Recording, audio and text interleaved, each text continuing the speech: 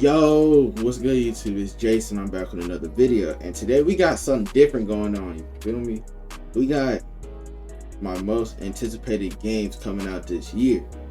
You know, there's a bunch of trailers of fighting and adventure games that dropped trailers, you know, gameplay, all types of stuff. So I just wanted to make a video of what I'm most excited to play when they drop. So at number 5, I got Street Fighter. Street Fighter was, a childhood game. That's what I'm gonna say. A childhood game that I loved playing when I was a kid. I just remember always picking Ken or Akuma. Now, one of the problems I got is Akuma being a DLC for 2024 in winter. I think that's what it was. That was an issue. I was so upset about that because if I'm being honest, dude, I don't feel like I'm gonna play the game that long for it to be in 2024 for me to be playing it 24/4 in winter. That's what I mean. Like, don't get me wrong, the game will be fun. I will play it for a long time, but next year winter, that seems like a stretch. Like, there's gonna be a bunch of more games that's gonna be dropping at that time for me to just go back to Street Fighter 6. But it's still okay. And plus, another reason why it's even on this list is because the character customization, the character creation, all that. The fact that we have our own story with our own created characters and that you can get the skills of your favorite character is a cool aspect to me. I always like those characters. I mean, not the character, them games to where you can create your own character and do that. Just like Dragon Ball Xenoverse or, all them other type of games. But that's why Street Fighter is number 5. Number 4, I got Phantom Blade Zero. Now, I didn't even expect this to be on the list, but when I seen the trailer, like, it was too good to pass up, bro. Just look at it. It's just I don't even got no words for it, bro. It's just one of those, just look at the trailer and just see for yourself. It just looks too good to pass up. You feel me? Like, I would just spend my money on this game. Like, just looking at the trailer, it's just too good, bro. Number 3, I got Final Fantasy 16. Now, I got into Final Fantasy like 3 years ago, something like that, and obviously, my first Final Fantasy was 15. 2 years ago? Okay, sorry. I had to get in my head. But Final Fantasy 15 was an amazing game. I loved it so much. So when I saw Final Fantasy 7 Remake, I had to play that. And then my friend told me to get this Final Fantasy game that was on sale, Final Fantasy Dissidia. It was just all the Final Fantasy characters just in one game, just fighting.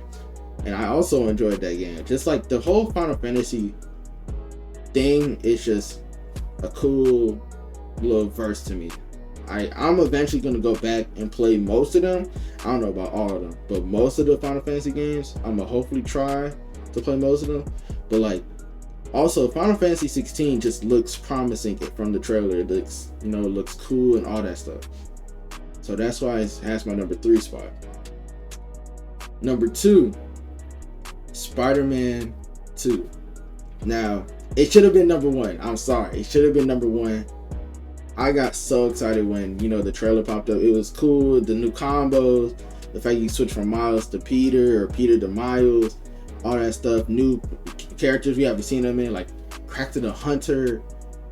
All the other people that showed up on the map in the trailer. Like, it was just amazing to see. And the city got bigger and everything, like, and we all played, well, I want to say not all, but most of us played Spider-Man 1 and then Miles Morales. Like, just 2 of those games was too good. Now, the only issue that I'm gonna have with Spider-Man 2, hopefully it's not gonna be an issue. Hopefully it'll be, a long game, but Miles Morales was short. But also, like, you have to put in mind that, like, Miles Morales didn't go through as much as Peter did. So it's like, it didn't have much to say for Miles, or it didn't have much to put for Miles. So I'm hoping Spider-Man 2 will be a longer game. But regardless if it's short or long, I'm gonna enjoy the game regardless. I'm excited for this game to drop. Now, number one, bro. Spider-Man should have been number one, but this had me at number one, bro. Dragon Ball Z Budokai Tenkaichi 4 Ultimate Budokai. Wait. Oh my god. Okay. I'm gonna just show the trailer. I don't know why I'm getting my names mixed up. But I played 3, 2, and 1.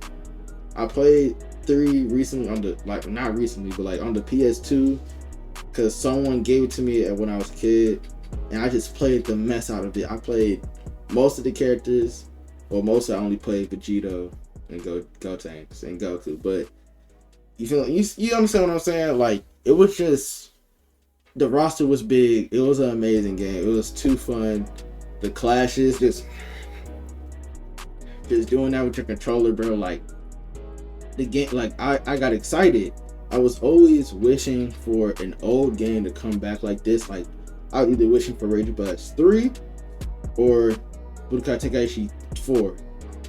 Now, I would have been okay with Xenoverse 3 because I like the custom character, like customization, creation characters. You know what I'm saying? Character creation. There we go. Character creations and getting your skills from different characters. I always liked that. It's just that, like, I always still wanted an old game to come back. Fighters is also a good game too, but still, I still wanted the old game to come back. And since this old game has been announced, I don't know when it's dropping. Probably not this year, probably next year. But still, when I saw it, it had to be number one on this list. It should have been Spider-Man, but it had to be number one on this list. And I just hope it has the roster from 3, not the same roster, but more than 3. Since Dragon Ball Super's in the mix, you saw Blue in the trailer. So yeah, that's why it's number one. And I hope you enjoyed this video. Comment below what you're the most excited to play this year, or most excited game to drop this year. Like and subscribe, and I hope to see you next time. Peace.